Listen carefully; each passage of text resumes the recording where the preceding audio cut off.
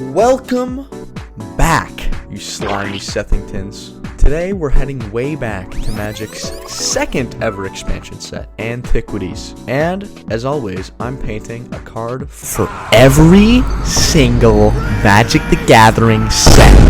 This time, with a twist. I am reimagining Urza's Tower as the Dark Tower of Barad-dûr.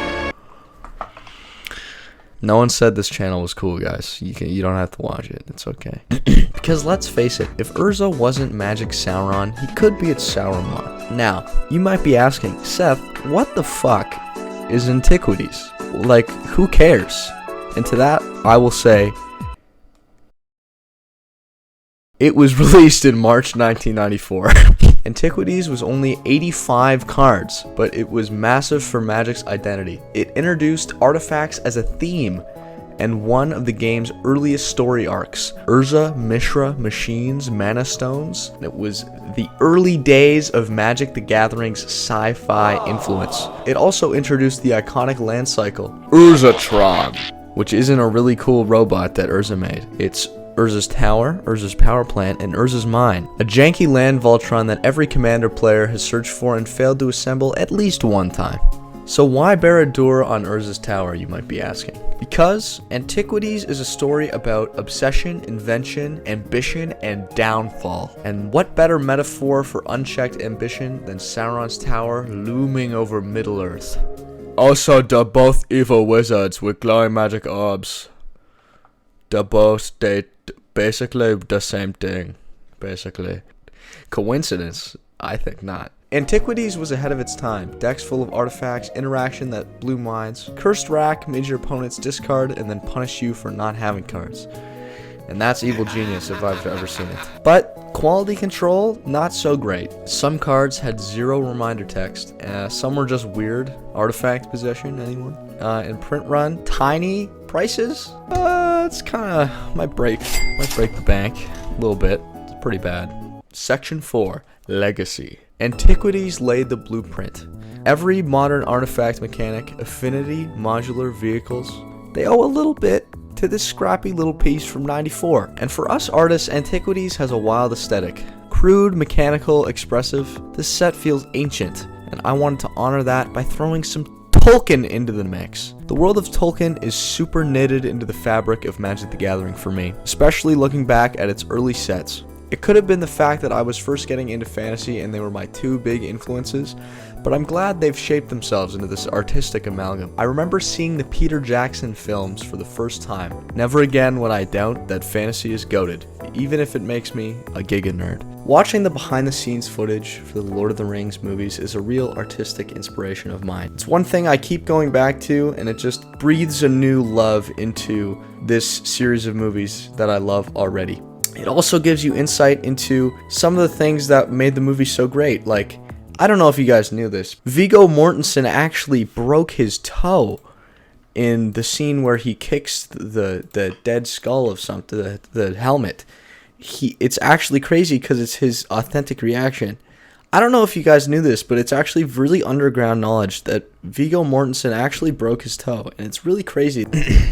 So here's Urza's Tower as Barad-dûr. Is it lore accurate? No. But is it awesome?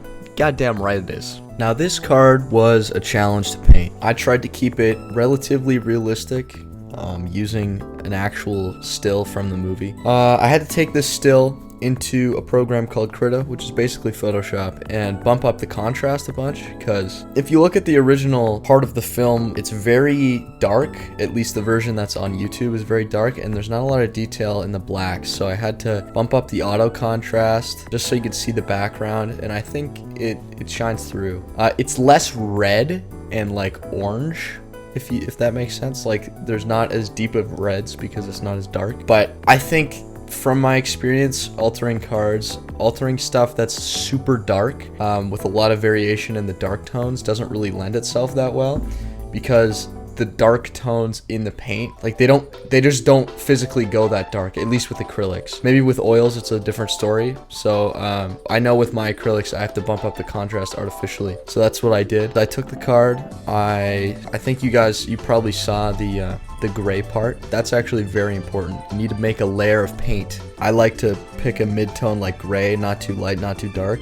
So anything that goes on top of it will be still visible. That layer is essentially the layer between the actual card and the paint, and you need that to be solid so that there's no chipping later on, and you need to wait for that layer to completely dry in between. I started from the background, so what I did is I kept looking at my photo reference. Normally I just have YouTube on while I'm painting, but I had to lock in for this one. I had to put my phone, get the photo reference, and just looking back and forth constantly. When you're painting something like you're trying to be this close to the reference, you have to keep jutting your eye back and forth between the reference and your card. Once I was happy with the background, actually before I painted the background, I think I did the transfer. That was the digital mock-up. I traced it. I think I actually lost the recording for this part.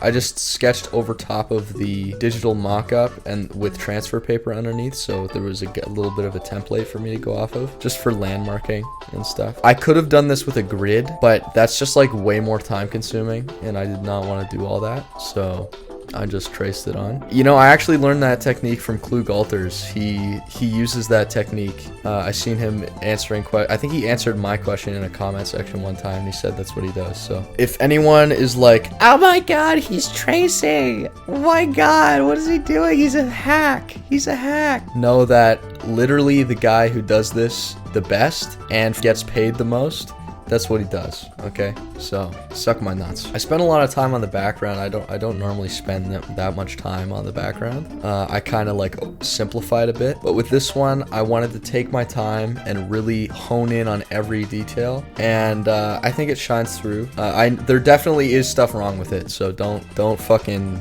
be in the comments saying, oh, actually, you know what? Put in the comments everything I did wrong, but just comment like a bunch of times. So, yeah.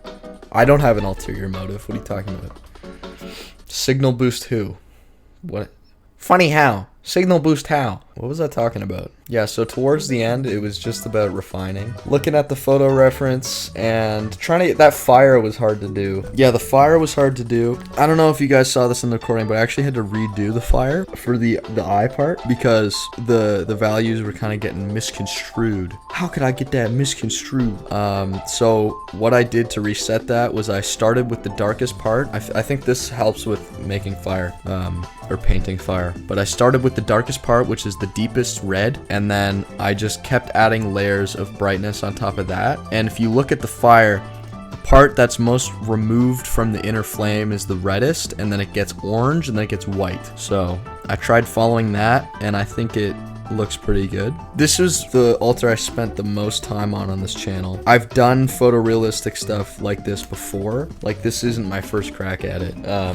But looking at the standard of stuff that's on this channel, it's probably the best in my opinion. If you like this blend of magic history and miniature painting madness, give it a like, give it a comment, and let me know what you think is next. Personally, I think that making an Urza's Mine that would be Isengard and an Urza's power plant that could be Mount Doom would be like complete the set. That would be really cool. That would take a long time though, but let me know if you guys want to see that. If this video gets 1,000 likes, I will do the full set of Urza lands. Okay, I guarantee you it's not going to get 1,000 likes, but it would be cool. But leave in the comments, what is your... Do you like Lord of the Rings? What's your opinion on Lord of the Rings? What's your opinion on the Peter Jackson films? I like them a lot. I tried reading the books. I think they're really good, and there's a lot of meaning in them, but I'm just too brain-rotted Gen Z, no attention span to sit through them. So I even have the Silmarillion, but I haven't even read it.